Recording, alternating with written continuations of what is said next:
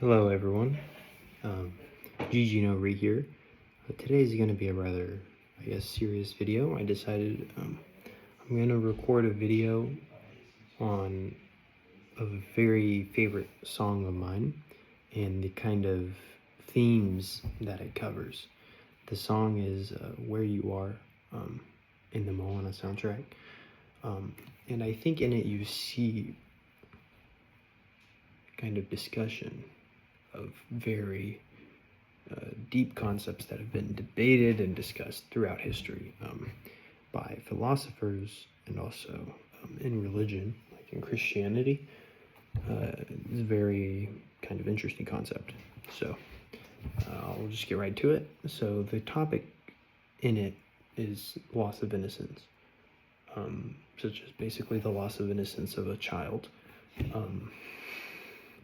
And so what you kind of see in the song, well, first I'm going to, just talk about loss of innocence in general, which is basically this idea that, a child is born pure, or innocent or good, and over time they kind of get exposed to the world outside of them, and they kind of give in. Their nature changes as a result.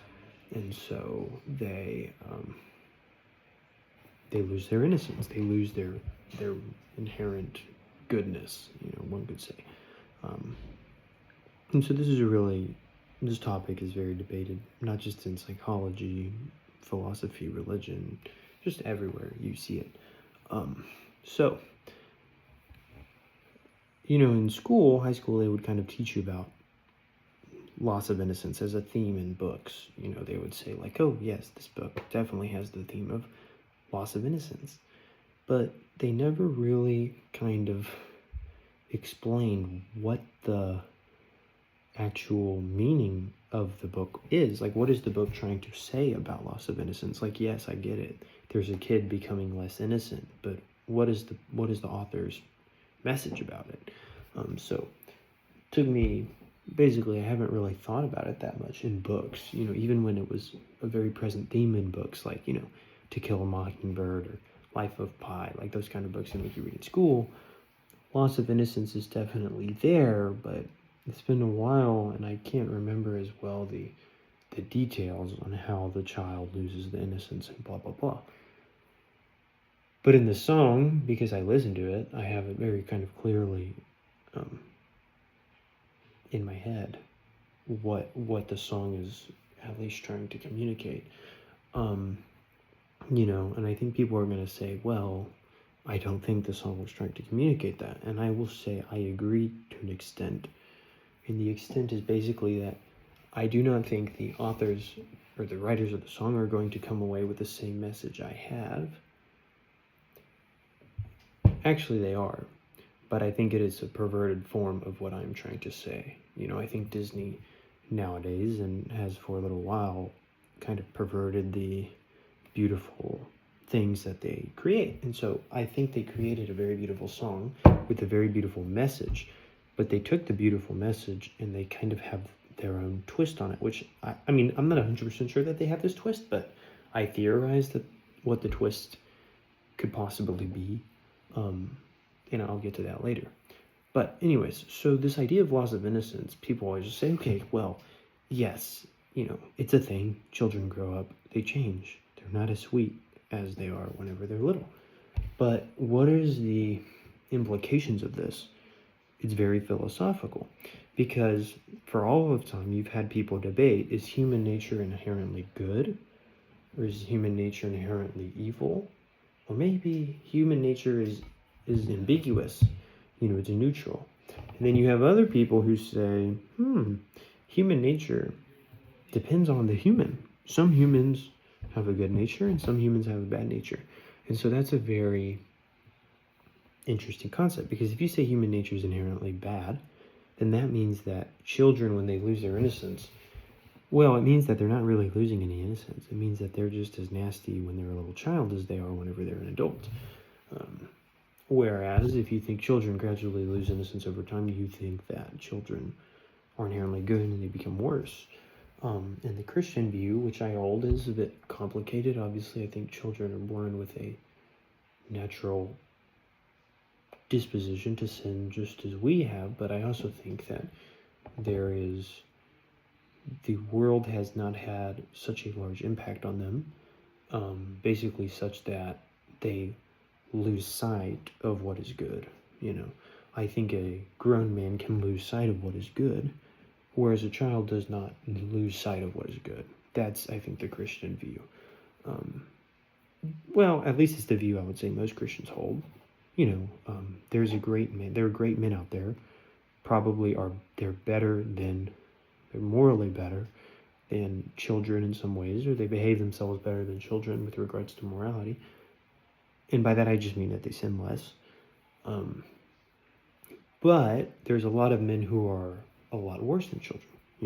So you can say, yes, children have a disposition to sin, as we all do, but they have not lost sight yet of what is good.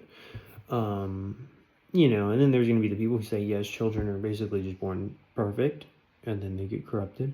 And I don't really agree with that, but I don't think that's a horrible philosophy to hold, if you aren't a Christian especially. And I'll talk about what different philosophers have said about this topic in a bit. But for now, we'll get to the song. So the song is really beautiful because Moana, the main character, she is a child. At the beginning, she's actually a baby. And she feels a calling to the ocean, okay? And that's what she wants to pursue in life, the ocean. Whereas her family and her parents want her to follow her role as a chief in the village. So ultimately, they want her to be, I guess, pious to her family and to her parents, which is her family, and her tribe and her culture. Okay, and so this is a very common experience in human nature, or just basically in the human experience, that a human will feel a duty to certain things, and they will feel that conflict with a deeper desire. Okay, and sometimes it doesn't conflict, which I'll get to even later.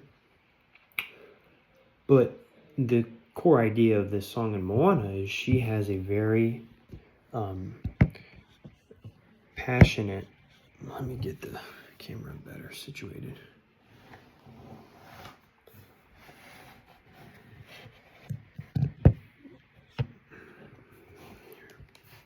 Like this. Okay. So basically the core idea of Moana is that she has a very deep longing for something outside of what the world, or worldly experience wants of her. And that's why I really have this thing where I enjoy listening to songs or books or poems that take place through the perspective of a child, because this is an interesting, obviously, well, I don't know about obviously, but it is an interesting topic, in my opinion.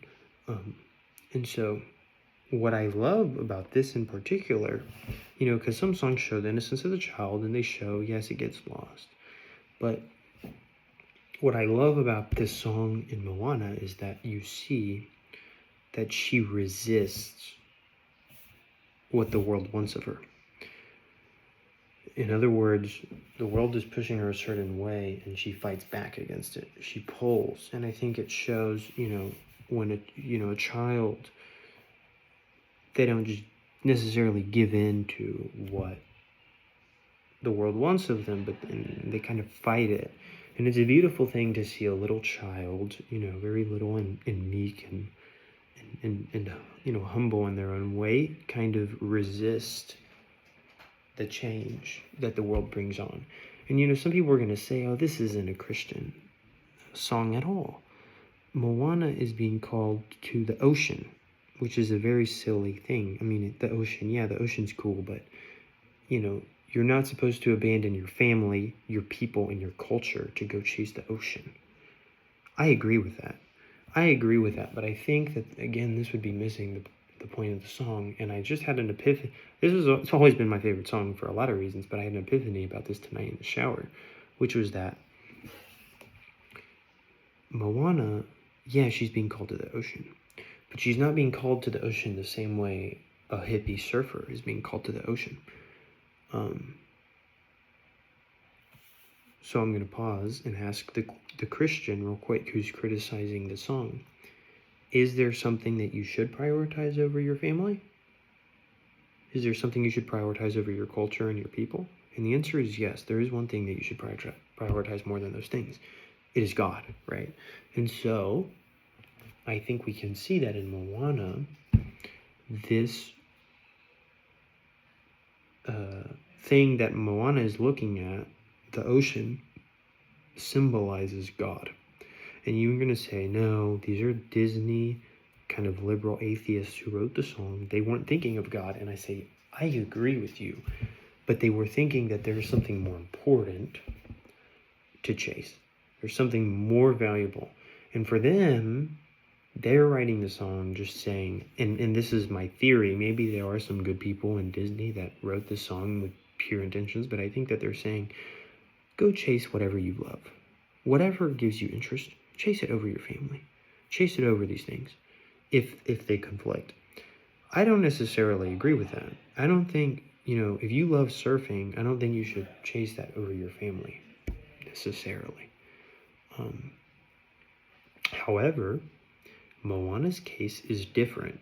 It is different because her calling to the ocean is literally supernatural. It is a supernatural calling. She was chosen by the ocean.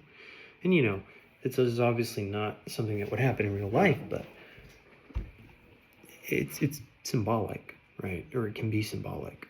And it's symbolic that she's being called by the supernatural to pursue something that she specifically is called to.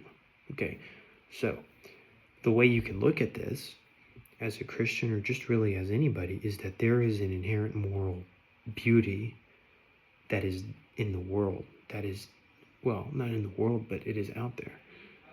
And a human baby, a child, feels called to this ideal of love and peace and in happiness, right? And the world pulls them away from that. And the child can resist it. And that's, again, what I love so much about the Moana song, because there's a few songs that talk about loss of innocence. Like, I just was hearing it today. Mama Said It Was Okay, or Mama Said by Lucas Graham. It talks a bit about the child's perspective. Or, It's a Hard Knock Life, by Jay-Z. There's this part where they're talking about the child's experience, the child's experience in poverty, or, in that Mama Said by Lucas Graham is the child's experience in kind of looking at the world through the lens of their parents and how the parents viewed the world, and how that kind of came into conflict with his later, dreams and ideals or whatnot. But in Moana, you have that in those two, that the child is not fighting back. I think the themes in for instance, Mama Said is that the child looks through things kind of through the lens of his parents. And I don't think he's saying that his parents' lens was bad. I mean, I like the way his parents looked at it, but that song kind of shows you, and this is one thing you can take away from that song, is that a child is in many ways a product of their environment, right? Loss of innocence. They don't have other lenses to look the world through than the lens that they're in. So what I think you can take away from that song is basically, if you have a child, provide a loving environment so that they reflect that. A child that grows up in a house that has less love is going to be a less loving child, most likely. But again, children, even if they lose their innocence, they can turn away from that. They can reverse the flow. I don't know why, but my throat kind of hurts me. Not the inside, but the outside. It's really unique. It's like my bone, hurts me. It's really weird, but anyways. So, back to Moana.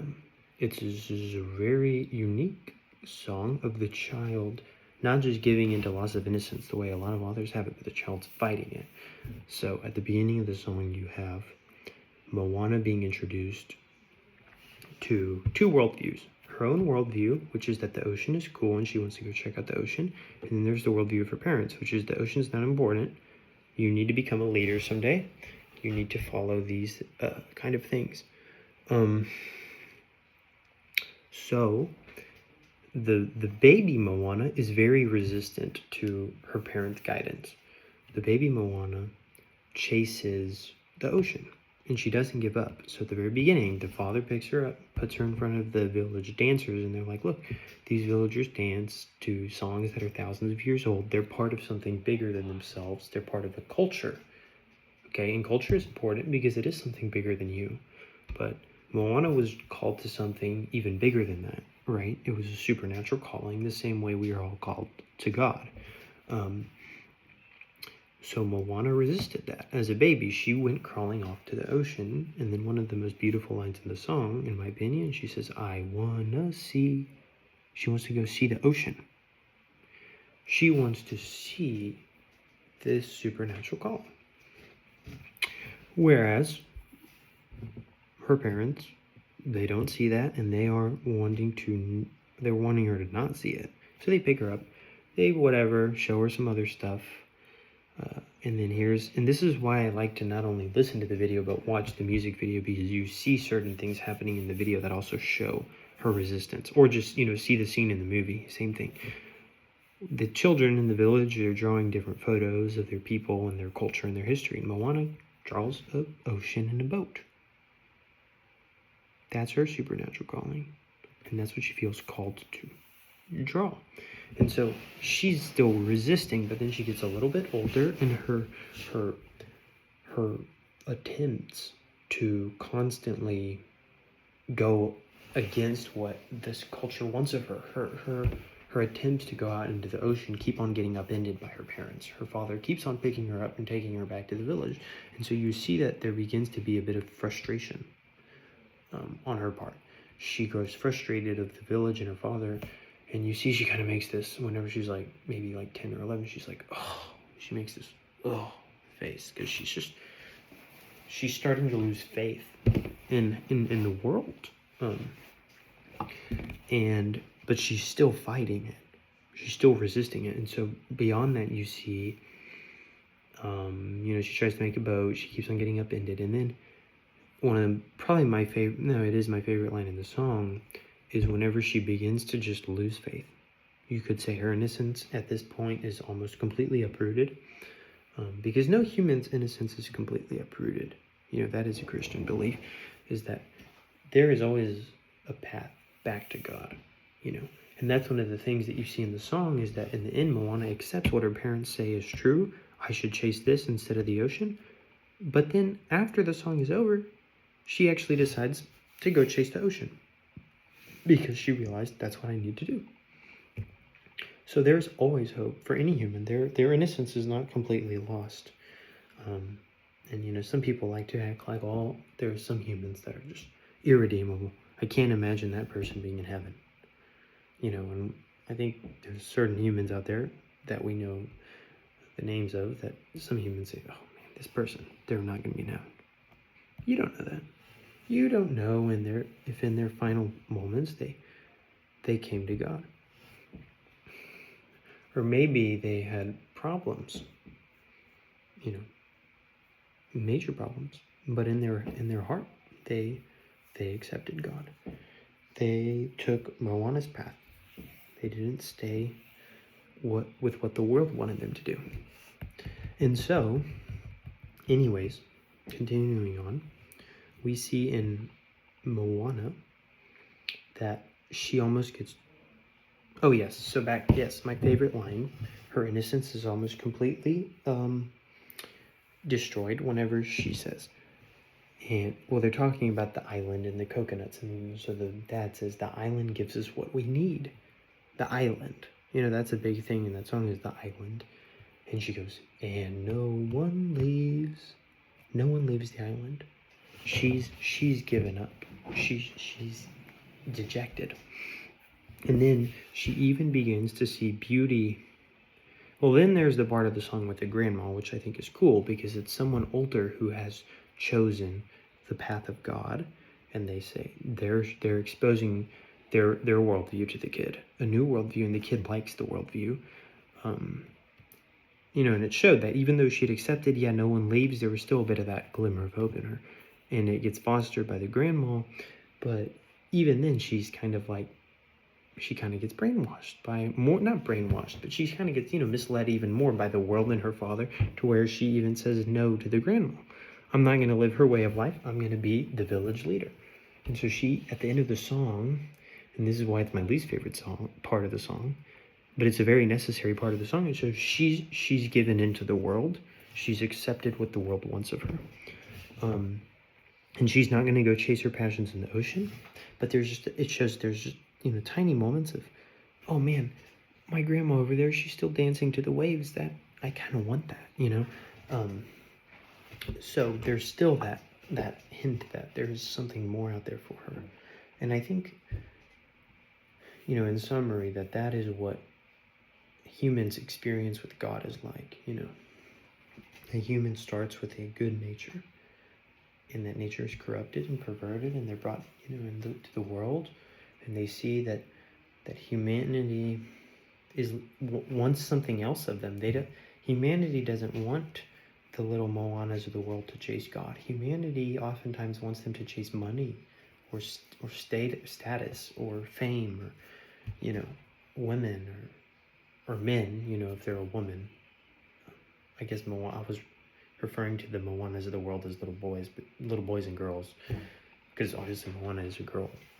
But the point is, you get what I'm saying, is that, chasing the opposite sex, or even the same sex, if you have that, attraction, which, in Christianity, it's not that you're evil for having the attraction, but chasing that instead of God is the sin. That is not the way God necessarily wants it to happen. So anyways, back to the main point.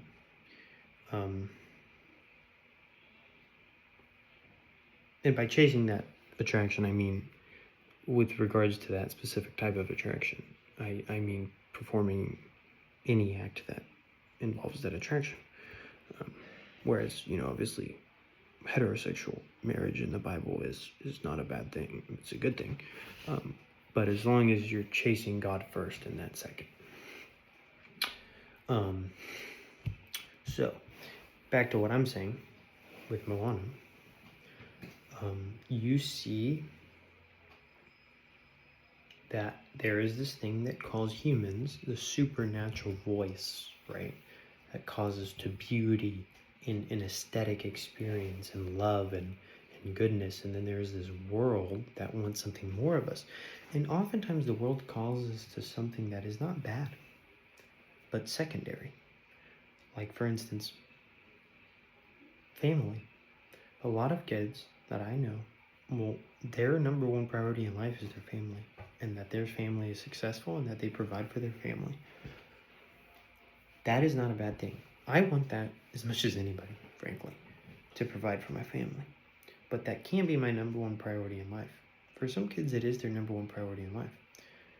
Like in Moana, what the dad is calling Moana to, which is culture, it's an appeal to her culture, it's an appeal to her family, an appeal to her duty to her ancestors and just to her people. Those are not bad things. Those are important things in Christian morality, but that is not the number one thing. When those things conflict with the one thing, you need to choose the one thing over those things. And when you choose the one thing, those other things come naturally. You're going to be called to do what is right by your people, right by your family, right by your culture, unless you have a twisted culture, which we all do to an extent, but we have good aspects of our culture that we can support. And what's perhaps most beautiful about this is that this is the view that is held not just in Christianity, but by many other people as well. And that is, I think, what helps point to Christianity is the smart, cool philosophers of the world also hold this view. So number one, you have Plato, who says that and I haven't read much Plato. I should read more, but I remember when I read a little bit of him, he said that learning is a process of recollecting. And so what he means by that is that there is this kind of internal knowledge in the human soul that we have forgotten. And that's innocence. I mean, he didn't say it was innocence, but I'm defining it in the context of the song as innocence. That is what we originally have. That is good, and that is what we have forgotten, and then we remember it in our life. And you also see it in, I haven't read much philosophy, but I've read some Chinese philosophy, and there's this guy I really liked who is a disciple of Confucius named Mencius. The way Mencius puts it is he says that there are certain things that heaven has given us, and by heaven, that can mean God. So, very Christian perspective this guy had. But there are certain things that heaven has given us that is good. We have a good nature inside of us. Because in China at the time, there were people who thought human nature is bad. There were some people who thought it was good, and there were some people who thought it was a mixed bag, and there were some people who said it's neither good nor bad. And some people who say depends on which human, right? Some humans are good, some humans are bad. And he says, no. Heaven gives you a sense of morality, virtue. It gives you virtue and humanity. And people ignore that sometimes and choose what the world wants of them. And he defines that as, things that the senses experience, like your eyes, when they experience a beautiful woman, you're like, oh, I want that over what my conscience is telling me. Or if you smell some good food and you're hungry and on the street and you're like, I'm going to steal that food, even though that goes against my conscience. So basically he says that the parts of us that don't come from heaven, which come from nature, is the things that are our senses. Christians call that the flesh. And so a human can prioritize that over the beautiful things that heaven gave them. And so the way he puts it is that a human in their original state favors the heaven aspect more than the sensual aspect, right? And he says over time, humans lose, as they become less innocent, they lose their moral goodness. Not that it's lost forever. It can be remembered. It can be recovered, just as Plato says to learn is to recollect. Mencius says that to learn, or not to learn, but to become good, is to remember what has been lost, or to discover, or to find what has been lost. I'm trying to remember the words he used specifically, but it was something like that. And so, it's a very similar idea in Christianity. We have a nature that God has given us, and over time, the more we're exposed to the world, the more we sometimes give into the world and the flesh, and so we need to push that aside, focus on God. So it's really a beautiful thing that in all of these different religions and ways of thinking, you see that point to the Christian worldview. And people are going to say, well, what about if theirs is the worldview and Christianity is the one pointing to it? And I'm going to say no. Mencius didn't claim to know all the answers. He knew none of the answers. He obviously knew some, but as we see here. But he didn't know all the answers, and he wasn't claiming to know all of the answers, and neither was Confucius, which I think it's really weird why there's a religion called Confucianism when Confucius did not claim to know all the answers. And neither did Plato. Plato, obviously, the little bit I've read of him, he's very much like, I know very little. What made him special was that he was the only person who realized he knew very little. But anyways, continuing on. Well, I guess that just about wraps it up. In other words, basically just follow God. Don't follow necessarily what the world wants of you. Sometimes it's a good thing that the world wants you to follow, but that's not the first thing that you should follow. You should first follow God, and then all the other things will come naturally. Family, friends, you prioritize those when you prioritize God. You just prioritize them a little bit differently. And so, yeah, I hope y'all listen to the song with a new perspective now.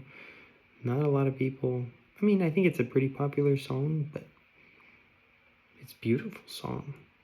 I wish more people thought of it that way, because then I wouldn't get made fun of so much for listening to it. But, that's about that. Be sure to hit the like button and subscribe. Yeah.